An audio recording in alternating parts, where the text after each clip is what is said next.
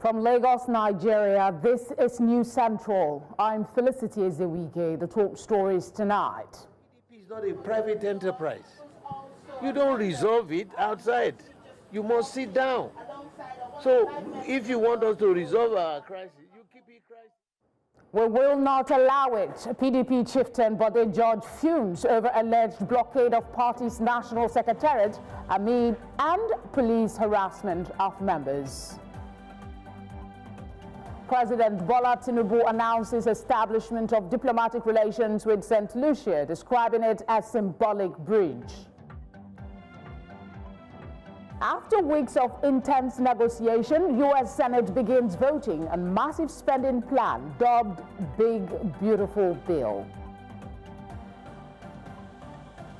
In business, Nigeria's broad money supply declines for the second time in 2025, falls slightly to 119 trillion naira in May. In sports, Nigeria Women's Football League chairperson Nkechi Obi officially confirms expiration of the board's 2-year tenure. Details in a moment.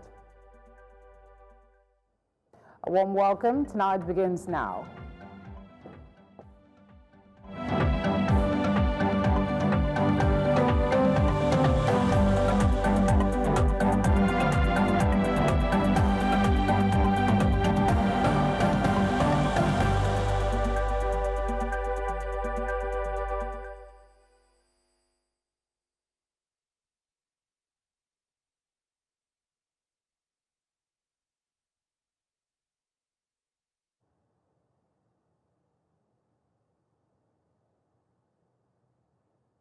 Let's start with some of the biggest stories tonight from the PDP. Chieftains from the party and former Deputy National Chairman, South, Bode George, has condemned the blockade of the party's National Secretariat and alleged harassment of members of the Board of Trustees by the police. Security operatives had on Monday morning taken over the PDP headquarters and prevented BOT members from entering the National Executive Committee Neck Hall to hold their meeting. The BOT later moved the meeting to the Yaradua Center in the Central Business District, Abuja.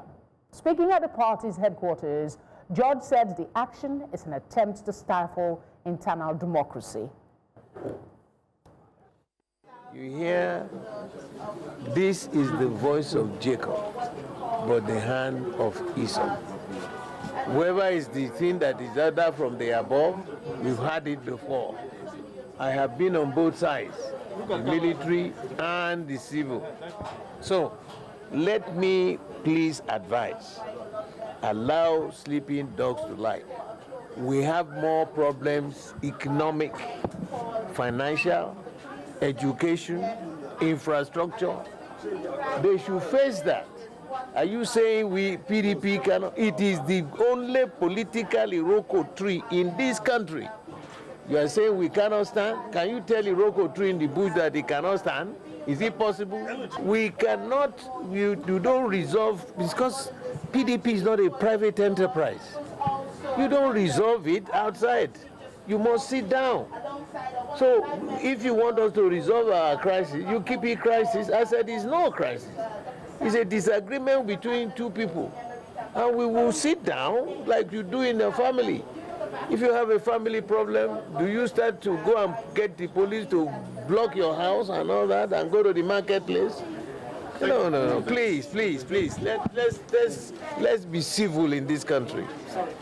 Because the public is watching. Everybody is looking at Nigeria. Now the president is on visit to somewhere in West Indies. How would they hear? This is what we are doing in your country. President Bola Tinubu has formally announced the establishment of diplomatic relations with St. Lucia, describing it as a symbolic bridge that will provide a gateway in fostering closer ties between us. President Tinubu stated this on Monday while addressing a special joint session of the Senate and House of Assembly of St. Lucia at the William Jefferson Clinton Ballroom. The president proposed creating a joint commission or political consultation agreement as a mechanism for structured cooperation between Nigeria and the Organization of Eastern Caribbean States. He also announced that he would offer full scholarships to students from the OECS.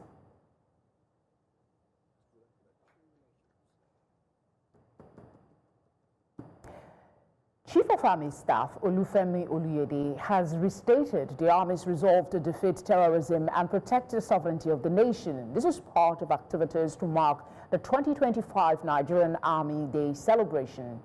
At a special interdenominational church service in Abuja, General Oluyede declared that the threats posed by terrorists and other enemies of the state are meaningless and bound to fail. The service, held to reflect on the sacrifices of officers and men of the Nigerian Army, provided a moment for the Army Chief to warn enemies of the state that a defeat is inevitable. We shall never depart from our honor, which is tied to our faith, and we will continue to live true to the Nigerian Army motto, which is victory it's from God alone. To all those who seek to disrupt the sanctity of our freedom, our heritage of liberty, and our enduring democracy, be assured that your failure is certain and your boast lacks value.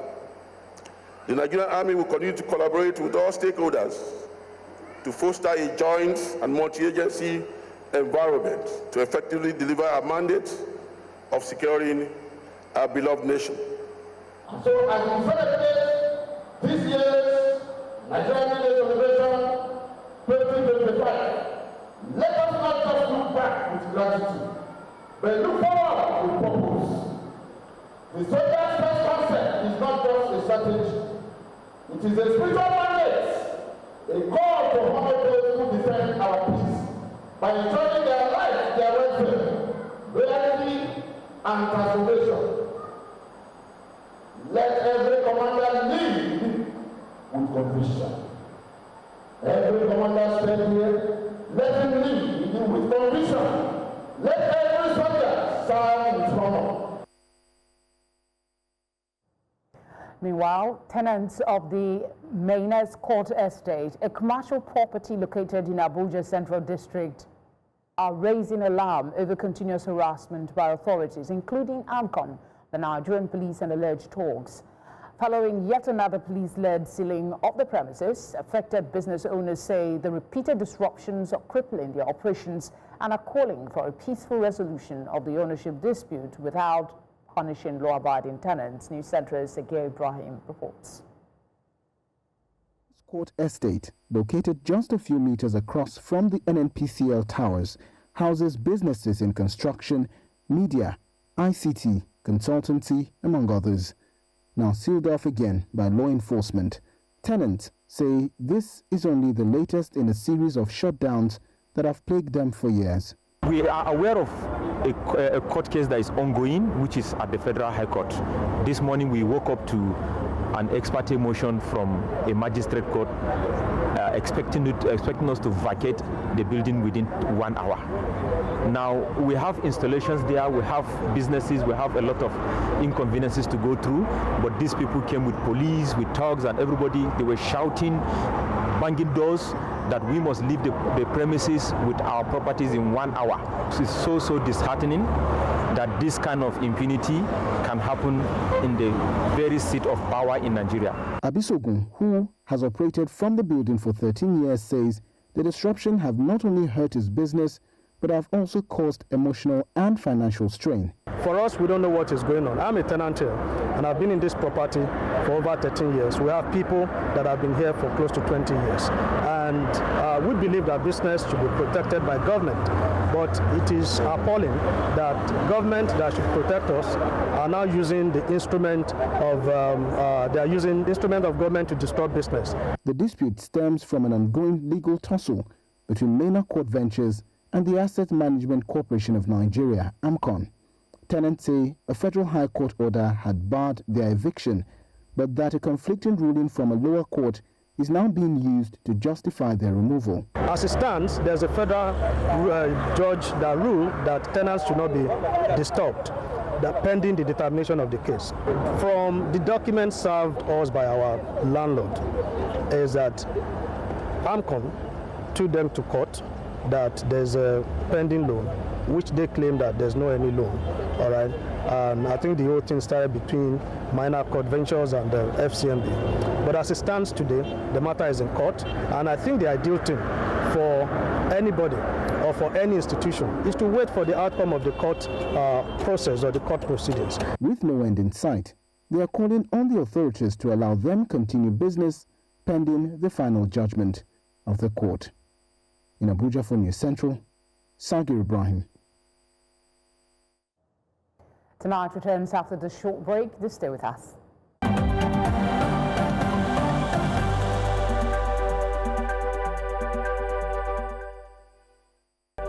You're watching Tonight on News Central. A reminder of our top stories. We will not allow it. PDP chieftain Bode George fumes over alleged blockade of party's national secretariat and police harassment of members.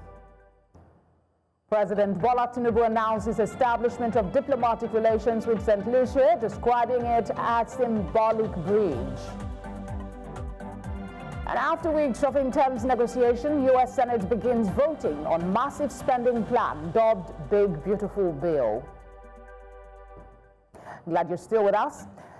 There have been recent reports of security threats in parts of Abia State after about 2 years of seeming calm. In the last 1 month in Umunechi and Isukwato vicinities, they've witnessed pockets of insecurity ranging from kidnapping, armed robbery and murder. Umuahia and the state capital has also had a fair share of insecurity in recent times. News Central's Chinwe Ugele in this report tries to unpack the return of violent crimes in the state.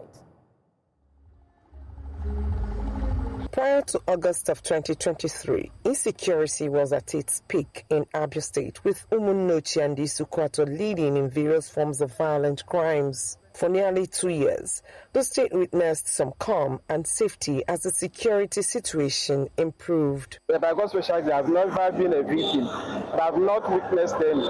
In recent times, there have been incidents of kidnapping and attempts in Isukwato, including when suspected armed robbers, while fleeing, shot dead a man on a motorcycle, cases of murder in the Ingwa area, and rape as well as theft in parts of the state. However, it appears more work needs to be done to check the different trends of insecurity threatening the peace of the people, from the families to the society in general. The security people, relaxed for some time after the rescue of Umunochi and this got security challenges. And within that period, the criminals, regrouped again, to start, harassing people. So the state government need to go back to the drawing board and also do the reform. Input on this cycle issue. But there was a time they thought that they should remove those tapuli that used to make the place being completely covered. But most of them are so covered in the back. If the places are open, it may be a bit difficult for at least if somebody is bringing out gun, somebody from outside will be able to see maybe the thief or so. Not even the state capital, Umuahia, is free of violent attacks in some areas, as rape, theft, substance abuse and cultism become the order of the day. Experts have told us that a good percentage of crimes, we are tailored to hard drugs. So if they can stop those who are selling hard drugs within the town, it will help curtail insecurity within the town. Security advisor to the Abia State Governor MacDonald Oba says government is on top of the situation to ensure insecurity does not escalate. We do not fold our hands and let some miscreants take over our state. As you know, they find no rest here. It's an assurance. Stakeholders need to collaborate from every nook and cranny of the state to adequately fight substance abuse in order to control the return and spread of insecurity In Omahia for News Central, Chinwe Ugeli. Many thanks, Chinwe. Let's go on now to Rivers State. The House of Representatives Ad Hoc Committee on the Emergency Rule has issued a 48-hour ultimatum to the state administrator to justify the proposed spending of 24 billion naira for CCTV installations and 30 billion naira for the purchase of gunboats, among other items. Chairman of the committee, Julius Ihovere, alongside other lawmakers, raised concerns over the budget proposal during a defense session held in Abuja. Ihovere noted that the committee had thoroughly reviewed the budget as presented by the sole administrator and observed questionable allocations of state funds to existing federal projects without formal agreements with the federal government.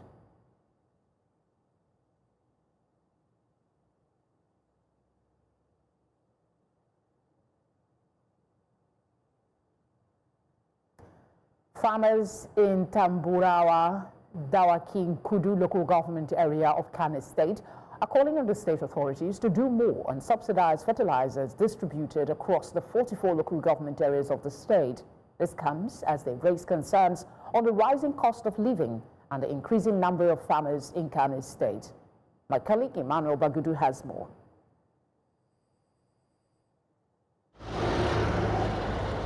A state with agrarian communities and millions of farmers, the highest in northern Nigeria. In Kano State, both the youth and the elderly have embraced agriculture as a means of livelihood in order to tame the excesses of unemployment. Governor Abba Yusuf is making a move to enhance their productivity by providing these fertilizer products at a subsidized rate. Under this administration, agriculture shall rise again, not as a relic of the past, but as a strong pillar of our future. This flag-off ceremony for the 2025 wet season subsidized fertilizer distribution scheme is one of many deliberate steps in our mission to secure food for every household and to restore the pride of the Kano farmers. Here in Tamburawa, Dawakin Kudu local government area of the state, farmers are going about their normal business without caring about the government subsidies. As they say, the product is not enough to take care of their farming needs. Tunda yawan mutane an riga an yawaita, gaskiya ba za a ce wai ka ta halaka don takin wai shi zai ishe ka amfanin ka ba. Dole za ka siyo, ka samu wannan za ka kuma siyan na gwamnati na yan kasuwa ka kuma zubawa kai noman ka da shi. Ni ba zuwa gare ni gaskiya. They advise the government on transparency and increase in the supply of the product to match the increased farming population of the state. Wannan tallafi da suke barwa su dinga bibiya a wajen mutanen da suke ba su wannan tallafi. Shin wannan tallafi yana zuwa wajen mu talakawa ko ko a wani gun wannan al'amari yake makalewa?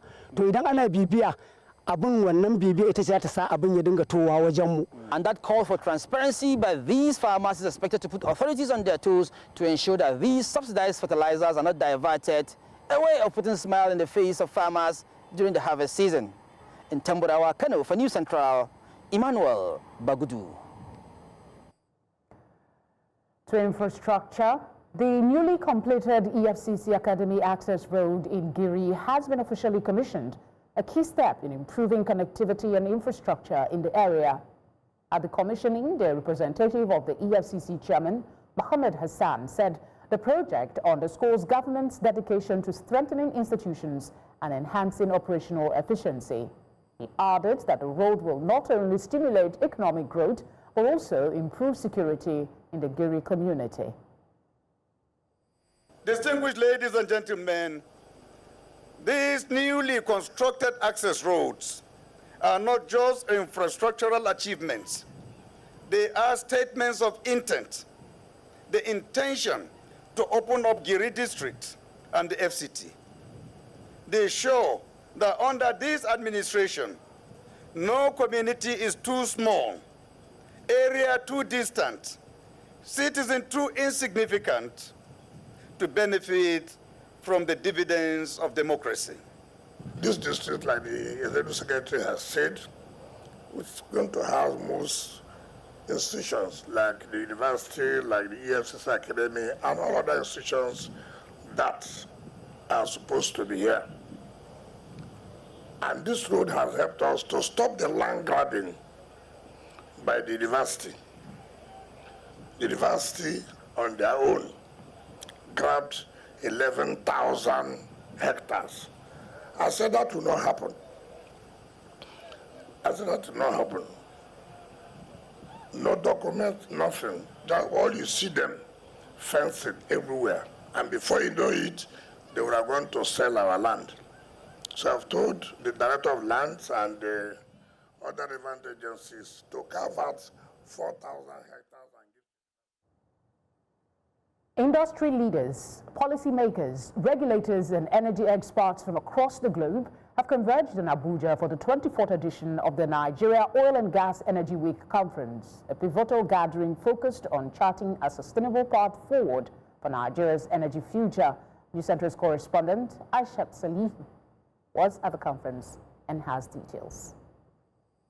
Themed Accelerating Global Energy Progress Through Investment, Partnerships and Innovation, the conference brings together energy key players discussing long-term energy security, economic sustainability and solutions through local content implementation. The more we are able to bring the supply chain close to area operation, the more we are able to ensure that there is predictability and also cost assurance in terms of being efficient, making sure that you're able to produce quality goods close to your operating environment. Even more like achieving of this quality, we must go beyond oil. Gas is a commodity reserve practice, and we are in an era that has been declared to kill of gas. We need capacity building, and I need research recruitment efforts. Highlighted a significant gap in the skill set in the industry. Panel discussions spanned topics such as deepening community participation, impact of NOGICD Act on the ease of doing business and cost competitiveness, adoption of technology to domestication, among others. One core issue echoed throughout: energy resource maximization, overlapping issues within regulatory agencies, and the need for sustainable development for the future of energy. Prior to now, we didn't have funds in the scheme, but now we're introducing the financial institutions who, like I said, they have the penetration, they have the reach, to these community contractors. So for a community contractor who has to apply for this fund, unlike before now, when it was centralized in the industry, they would have to travel all the way from the community. A community contractor in Bayelsa, for instance, would have to travel all the way to Lagos to make an application. With this presence, we'll be able to minimize this illegal operation, whereby it helps to clean the environment because the waterway is not polluted again. Even the vegetations around the pipeline, I wish I have time to show you. We have our videos. You see how the pipeline was. Pipeline right of way was, and now it is now. You see the trees are coming back again. At the end of the deliberations, it is believed Nigeria's energy transition will require not just capital and expertise, but also unity of purpose and visionary leadership, setting a renewed tone for collaborative reform, as stakeholders are hopeful that this will translate into tangible improvements on the ground. In Abuja, for News Central, Aishat Salihu. Still ahead tonight, Sudan refugees face deepening hunger. That's according to the United Nations. This story and more after this break.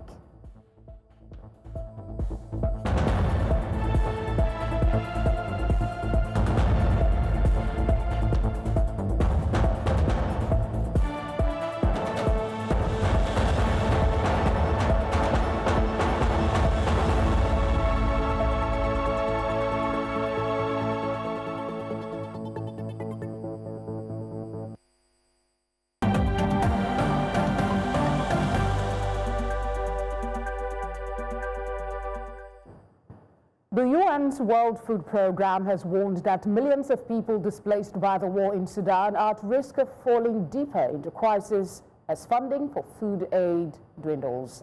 Since April 2023, war between the Sudanese army and paramilitary rapid support forces has created the world's largest displacement crisis, with more than 10 million people displaced inside the country. The United Nations says its humanitarian response plan for Sudan, also the world's largest hunger crisis, is only 14.4% funded. A UN conference in Spain this week aims to rally international donors following deep funding shortfalls that have affected relief operations globally. To one of our top stories tonight, the U.S. Senate on Monday began voting on a massive spending plan dubbed Big Beautiful Bill. It is coming after weeks of contentious negotiations. While the Republicans who control both chambers of Congress were divided over how much to cut welfare program in order to extend tax breaks, President Donald Trump wants Congress to pass the bill by July the 4th, which is in commemoration of U.S. independence anniversary. After the House of Representatives passed its version of the bill last month by a single vote, the legislation went to the Senate, where it has now been subjected to voting. World politics analyst Joy John of the Bellcrest Institute, Washington, D.C., joins us for more insight on this. Thank you very much for giving us your time. For a moment, Republicans were divided on the bill, but now it's being put to the vote at the Senate. What has changed, especially about the question of how much to cut in welfare program in order to extend tax breaks? Thanks for having me. So, well, what we've seen over the past several days is classic Hill negotiations, intense behind-the-scenes discussions to bring a divided caucus back in line. The Republicans were split over how deep to cut social support programs. And what led to the change we see now is a series of those quiet concessions and scaled-back trims to the bill. When these adjustments were made, it gave the moderates some cover. And by moderates, I mean, I refer to those Republicans who had consistently voiced concerns over the cuts. So it led to the balance that moved the bill forward. Walk us through the process it could take from the commencement of Monday's vote until the bill is passed for the president's assent, since he wants it by July 4th.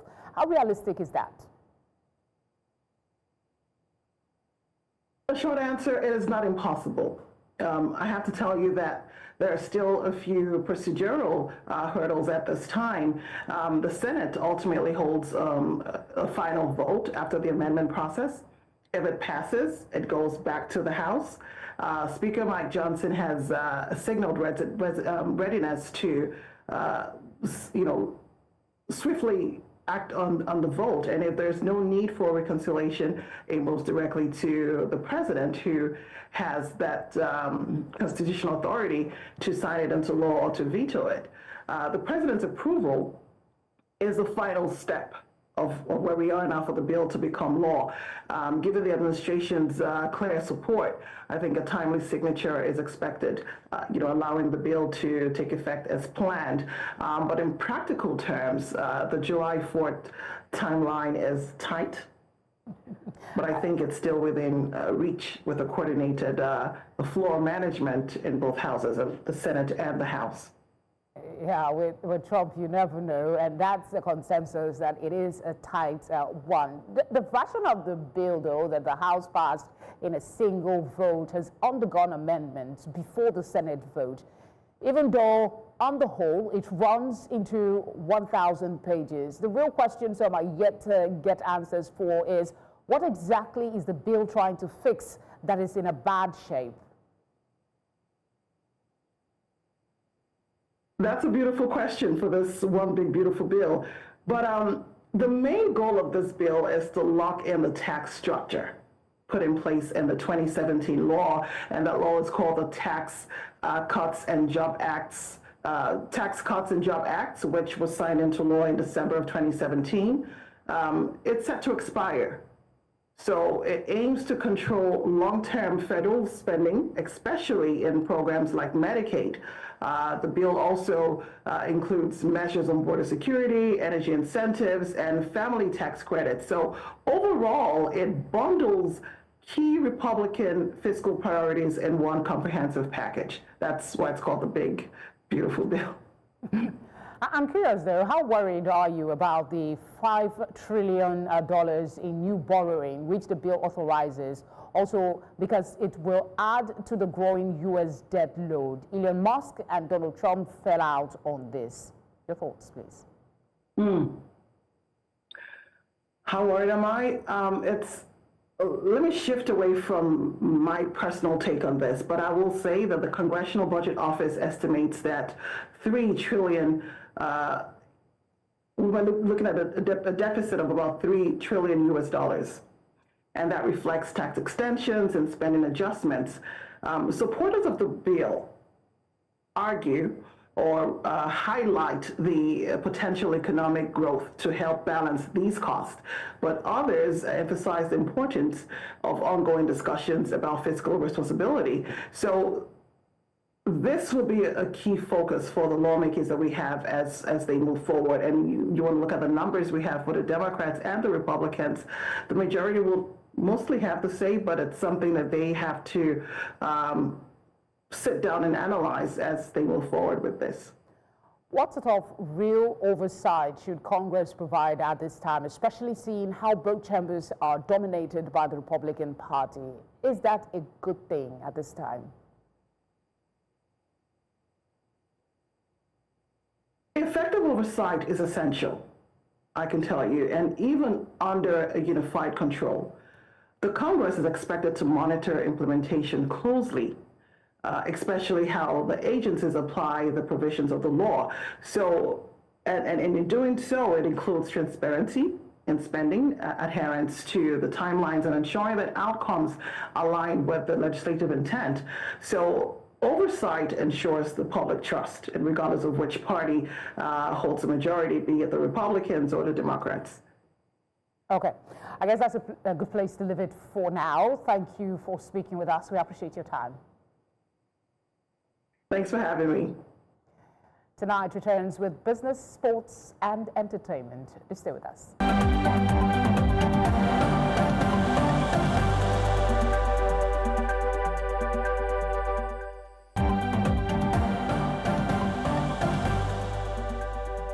Time now for business, and I have my colleague Leko here. Should we be worried that Nigeria's broad money supply is declining for a second time? Well, not really. It's just a very small or a slight decline. When you look at it in the broader context, there's still more money in circulation, and I'll tell you more in a bit.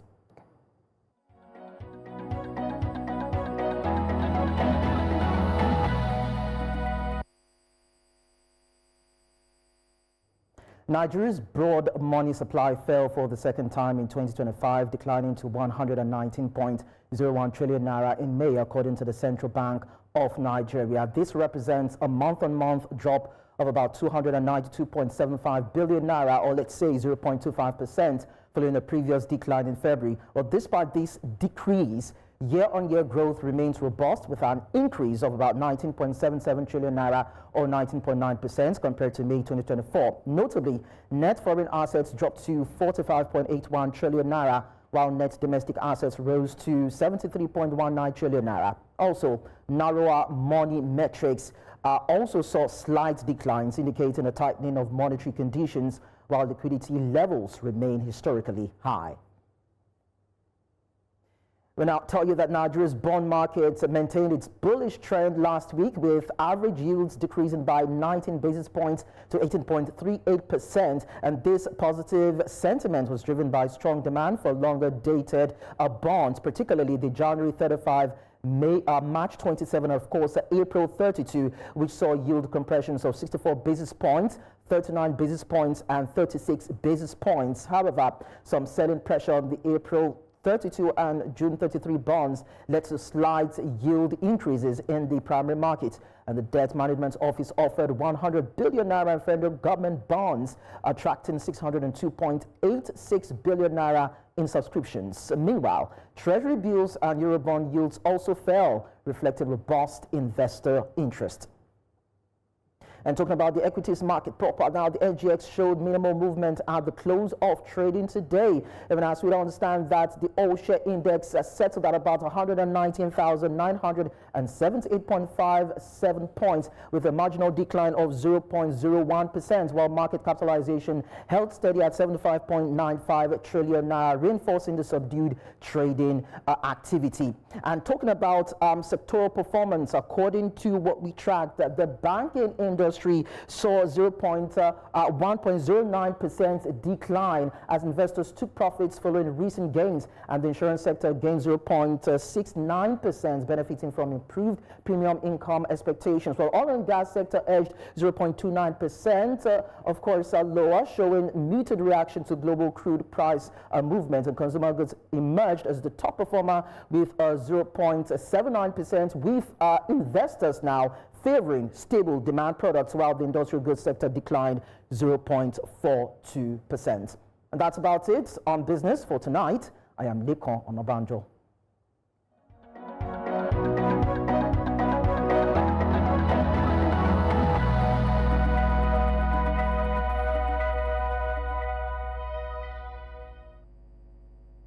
Time now for sports, and tonight we have Udoka with all the update on Jabor in tears. I know your headline is about Nkechi Obi and her tenure, but on Jabor in tears, why? Yeah, of course, for Nkechi Obi, she has stepped down as the chairperson of the NWFL, and on Jabor, injury-plagued season yet again, losing out in the Wimbledon. I'll give you a lot more shortly.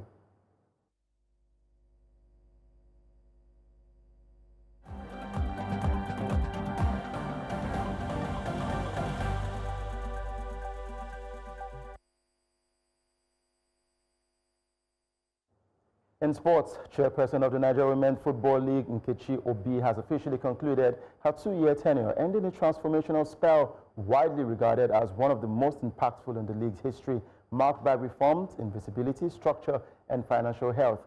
Her leadership saw live broadcasts of Super 6 matches, league expansion, and a 3 million naira surplus in 2024, reversing a 25 million naira deficit in 2023. The Premiership grew from 14 to 20 teams, with over 150 grassroots teams set to feature in the new States League. Obi also increased the league's minimum wage from 30,000 naira to 80,000 naira and improved player representation in national teams. She submitted a full report to the NFF and directed a formal handover as preparations continue for the 2025 States League. Now, the President Federation Cup of Champions, Kwara United, held a celebratory trophy parade across Ilorin on Monday after the dramatic 4-3 penalty shootout victory over Abakaliki Football Club in Lagos. The parade started from Eyikori and passed through Geri Alimi, Ojaoba, and the Emir's Palace, ending at Post Office. The players have also been rewarded with 5 million naira each and a plot of land each for their triumphant run. The Harmony Boys won the President's Cup for the first time, and the first major title in over 40 years. The under-19 team, winners of the inaugural Youth League, also joined the celebrations. Kwara United, who represent Nigeria in the 2025-2026 CAF Confederation Cup. In the world of tennis, two-time Wimbledon finalist Ons Jabeur broke down in tears before retiring from a first-round match against Victoria Tomova on Monday. The 30-year-old Tunisian, beaten in the 2022-2023 Wimbledon finals, looked uncomfortable throughout the match in scorching temperatures in London. Jabeur, who repeatedly used ice towels in a bid to cope with the heat, eventually returned to court 14 after a 14-minute delay, but was unable to finish the match. The former world number 2's Wimbledon exit was the latest blow in a disappointing spell. Jabeur, a 3-time Grand Slam runner-up, has slipped down the rankings over the past year after injury problems. And in basketball, the WNBA on Monday announced plans to add 3 more teams by 2030 amid a surge in interest in women's basketball in North America. The new franchises continue the rapid growth of the WNBA, which this year saw the Golden State Valkyries enter the league in May. And the WNBA had already announced the launch of teams in Toronto and Portland in 2026. These teams will now be followed by Cleveland in 2028, Detroit in 2029, and Philadelphia in 2030. Both Detroit and Cleveland previously had WNBA teams. The new expansion teams, named on Monday, emerged from a bidding process that saw more than 10 cities vying for a franchise including Nashville, Kansas City, Houston, and Charlotte. And that's a wrap on Sports Updates. I am Udoka Njoko.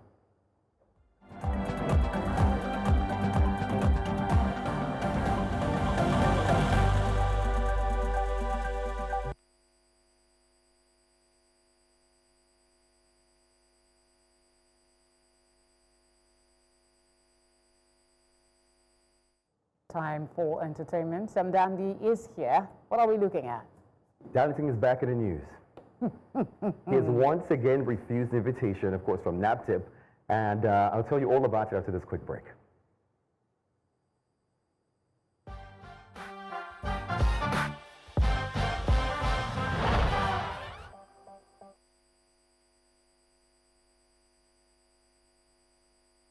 And now in entertainment, Speed Darlington, of course, controversial singer and content creator, has denied or national the agency for prohibition of trafficking in persons.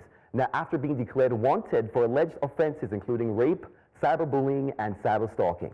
In a defiant video posted today, he claimed that he was committed no crime and boldly told the agency to take down the wanted notice. He went further to demand a 2.5 million naira appearance fee and round-trip tickets for himself and his assistant before he would even consider honoring their summons. Now, the agency had earlier declared Speedy wanted after he ignored 2 invitations tied to a viral Children's Day video where he made disturbing claims about a 15-year-old. As of now, NAPTIP has not issued a formal response to his latest outburst, but this saga is far from over. I want to ask you, Felicity, what are you expecting at this point? Are you expecting that he will finally, If I say what I want to say, it will be a bit too controversial for my outlook, but I would say there are more urgent things that deserves attention than a social media person who has said, I want attention. Right, right. Honestly, well, we're moving away from that one to something more exciting, right? At the continent. Buckle up, the Fast and Furious saga is speeding towards its emotional final film. Now, at Fuel Fest in California, Vin Diesel surprised fans with the official release date for the 11th and final Fast and Furious film. Now, it's set for April 2027. But that's not all. Diesel also revealed that the beloved character, Brian O'Connor, played by the late Paul Walker, will somehow return for the franchise's grand farewell. Diesel listed 3 key demands he gave Universal Studios before agreeing to the finale. He says, bring the story back to LA, return to real street racing, and most importantly, reunite Dom and Brian. Now, while it's still unclear how Walker's character will be reintroduced, the franchise has previously used CGI and body doubles to, complete his scenes after, of course, his tragic death back in 2013. Director Louis Leterrier has hinted at an emotional conclusion, saying that fans should prepare for tears as Dom's family faces its most heartfelt chapter yet.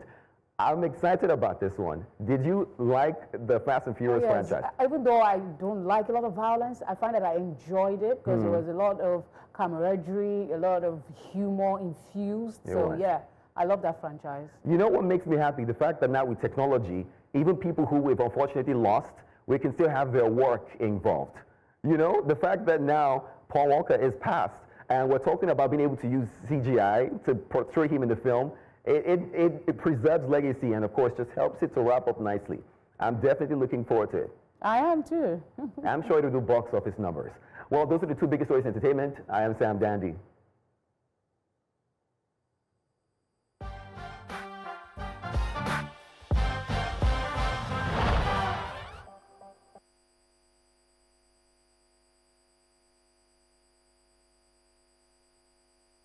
Let's take you a bit back to our earlier story tonight. So we told you that the chieftain of the People's Democratic Party and former Deputy National Chairman South, Bode George, condemned the blockade of the party's National Secretariat and alleged harassment of members of the Board of Trustees by the police. Security operatives had on Monday morning taken over the PDP headquarters and prevented BOT members from entering the National Executive Committee NEC Hall to hold their meeting. The BOT later moved the meeting to the Yaradua Center in the Central Business District area. Speaking at the party's headquarters, Chief George said the action is an attempt to stifle internal democracy.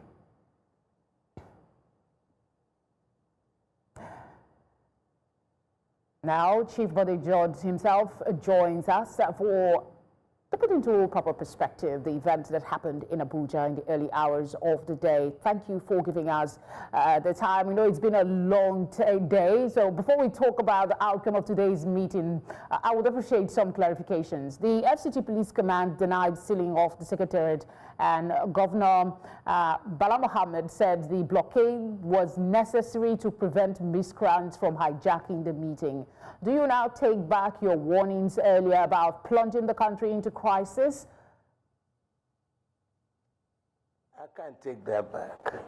But all I can say is that there was some misgiving and there was a mistake. And when we were later informed at the NEC meeting that it wasn't any direct impact by anybody else. Because you see, when I got there, I asked the police, do you have a court order to shut us out? Because we, members of the Board of Trustees, were supposed to hold a meeting at 10 o'clock. And as the custodian, we also hold the assets and the liabilities of the party. To be shut out was unacceptable. So that was why I was angry. And when I mentioned it, you know, the other people, the governors forum were meeting somewhere else, and they had to reschedule the location where we held our own Board of Trustee meeting. And when we now had the NEC meeting, we knew that the chairman initially said that there was just going to be caucus. So he said he was ensuring security for the environment of the meeting, that he didn't know we were going to hold a Board of Trustees, that they didn't, inform him. But these are things that will never happen again. And he apologized that it was a mistake. And so we learned that democracy has come to stay in this country, because we were shocked. And when I asked the policeman, do you have a court order to shut down the party secretariat? He says, we have an order from the top. And I said, who is the top? I gave you the order. So you find these kind of mistakes here and there. But we thank God that that's behind us. It will never, ever happen again. You know, the last experience we had when the party secretariat was locked up, so we thought, somebody come back again to come and lock and prevent the elders of the party, the members of the upper chamber of the party, to lock us out? It was unheard of. So that was why I left. And then we were told they rescheduled it to another location. That's just part of another experience of life. All right. I needed to ask that because, other events have come up since then. But let's talk about one of the biggest contention in your party, and that's the position of the National Secretary. The acting national chairman, Umar Damagun, has said that the National Executive Committee has confirmed Samuel Anyanwu as the National Secretary. Considering how much of a controversy this has been, we know that the BOT, some NWC members have rejected the reinstatement of Mr. Anyanwu. Are you satisfied with this outcome? And do we expect not to see any more controversy around the issue of a National Secretary? No, the National Secretary, it's an individual. One person cannot derail a political Iroko party like ours. So what happened was that it took the party a long time for us to have a NEC meeting. And a NEC meeting is the next highest level of final authority, you know. So if you don't hold a NEC meeting, all these problems about Anyanwu or no Anyanwu wouldn't be discussed. So that was why it took a long time, and everybody was heading in different directions. But it's not new in any organization, either political or even managerial. It's not new. You will have disagreements, you will have contentions, but your ability to lock your doors, tell yourself some serious home truths, and ensure that whatever decision you are making will be in the best interest of the party and of the nation. So we got together. Sometimes you win some, sometimes you lose some. And I want to thank the Governors Forum for being able to repackage, reconstitute, and get all the other people to be able to give in. And there were certain other conditions, you know. And what I want to remind Anyanwu is simply this. Now, there are caveats. There are things that when you come, the do's and don'ts and all that. And he has an opportunity, which is rare. Once he leaves that position of the National Secretary in good stead, automatically he becomes a member of the Board of Trustees for life. And that means he becomes a member of NEC for life. So whatever it is that had brought all these agreements, people have agreed and were angered. He was also angered. And as a family, you know, if you have a problem with your family, you don't go to the marketplace. Yes, and in our party, no individual has the complete authority to say, this is what I'm going to do for you or that. It is the NEC that can do that. And I'm so happy that we met today. And on a special day, today is the end of June, 30th of June, the end of the first half of the year. This party has resurrected. So from the 1st of July till future, all right, Chief, we have learned the lesson. Let me ask we've been able to. Let me interject and just ask you about today. You know, a lot was put on what will happen today. So, and sometimes when you talk, you always talk about the PDP as a family unit. I want to ask you, how satisfied are you with today's deliberation in general for the party and its future? But specifically, should we expect an end to factionalization in the PDP? No. Because we've been able to pull the working committee members together. We have stated at the NEC meeting that enough of publications that would disinform the members of the public. It is an order of NEC. If you run foul of that order, NEC can discipline you. There are still people, you know, who had done one thing or the other. No other level can deal with them. They can only report. It's only NEC that can deal. NEC, we're now told, requires, if we are going to hold a meeting, 21 days notice to INEC. So this one that we held today was a continuation of the last one we had. And the only agenda was to make sure that enough of all this fighting. Let this gentleman come back to his position with certain caveats, the do's and don'ts. And if he likes it, he will come and join his other colleagues.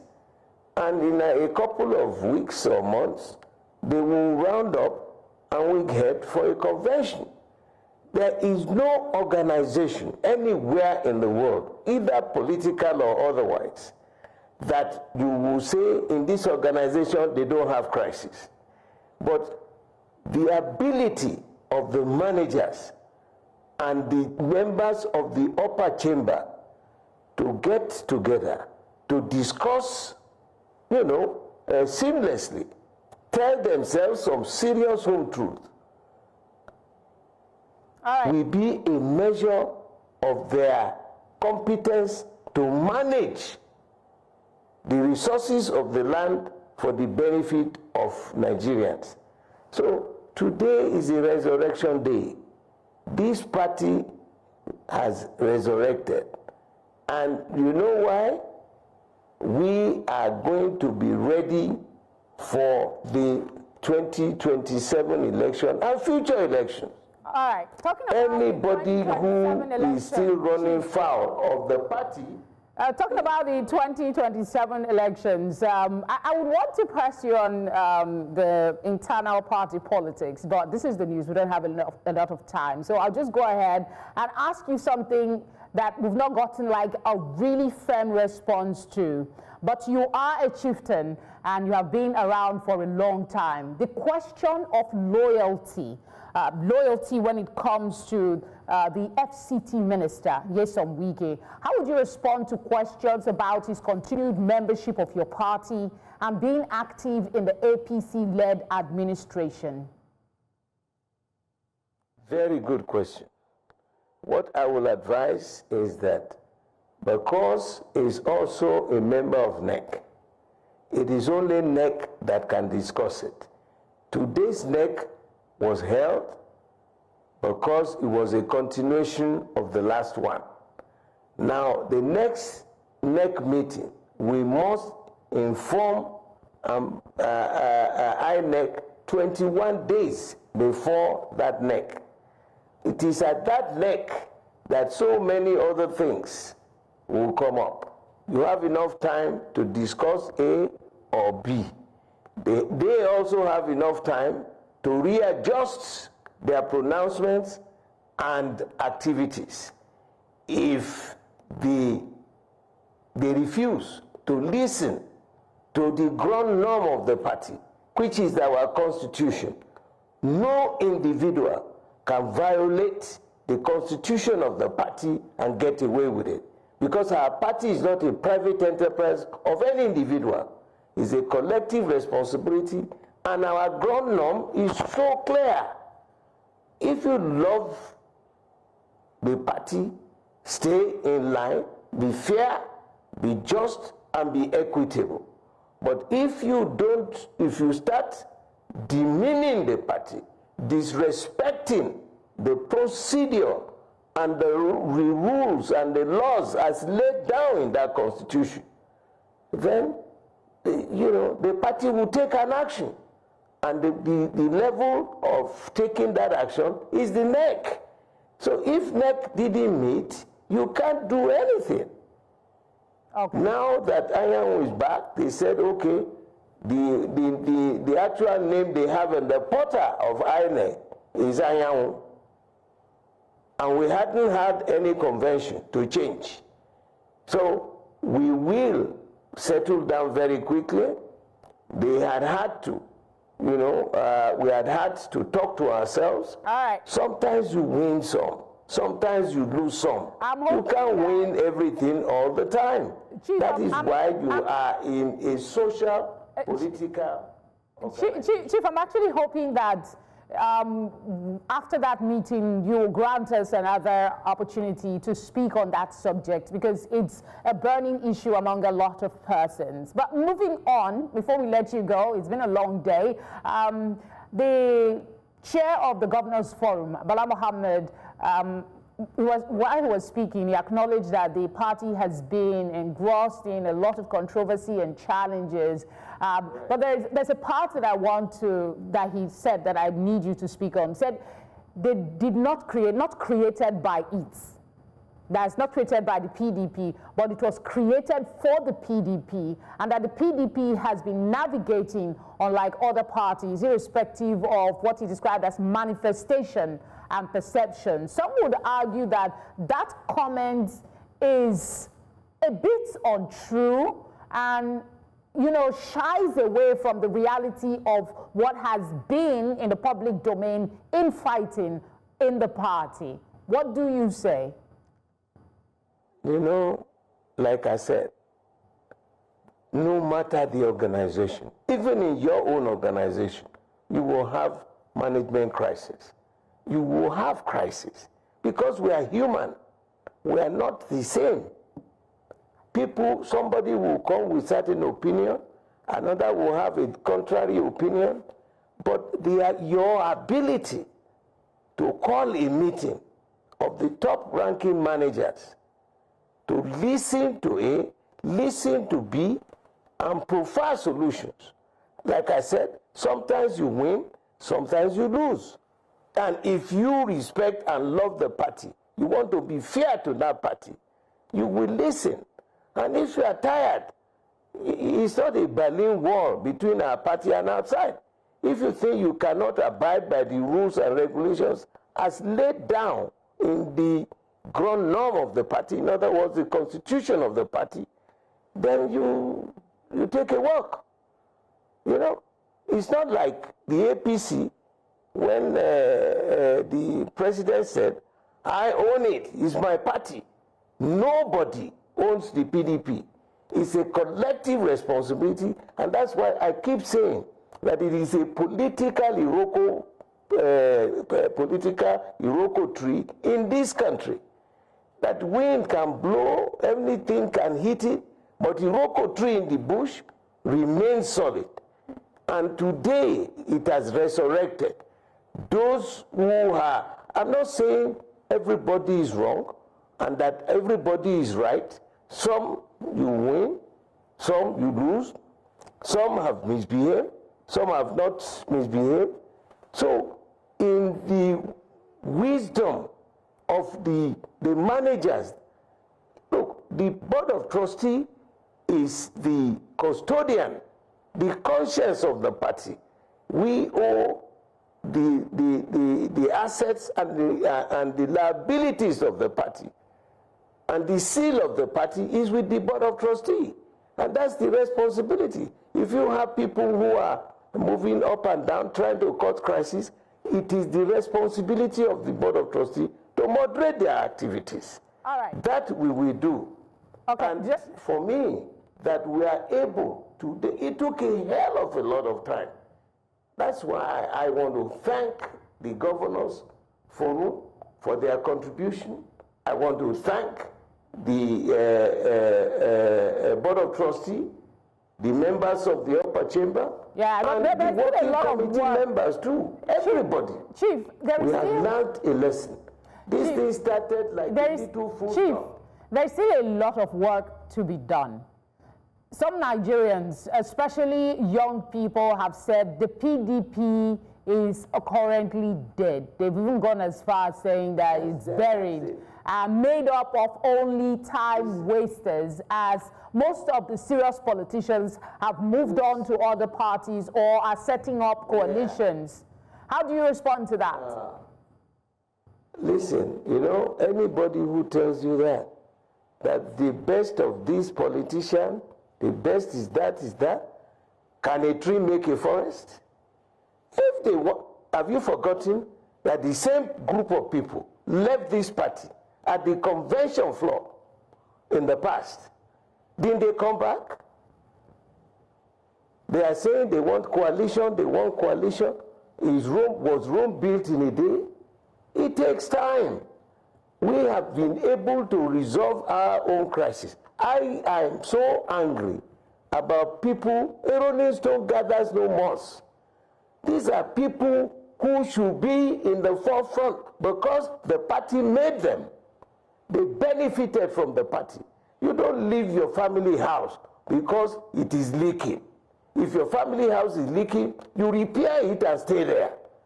Once you want to go here, Oh, the next time there is nothing happening there, you roll to another one. That is not the way a serious-minded person behaves.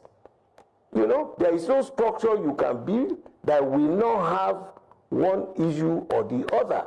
But your ability to package, repair the leakages, tell some serious home truth to yourself will be your measure of competence. Anybody has gone here, the best of the, who defines the best of politicians until you are tested. What is the essence of democracy? It is the management of the resources of the land for the benefit of the people. If you don't do that, then what are you doing in politics? And public office, if we get it right in this country, we are yet to get it right through the electoral process. That's why, you know, people are so laid back, they are so disenchanted. Let us modernize it, operate it, so there will be no glitch on the day of election. And the voice of the people, voice populi, voice Dei, the voice of the people is the voice of God. Let the people decide who will be their head. Let us reform that process, and then we become like the first world. We're not saying we'll be perfect, but we move away from, on the D-Day, you told us we have a glitch. I'm a computer engineer. How do you have a glitch?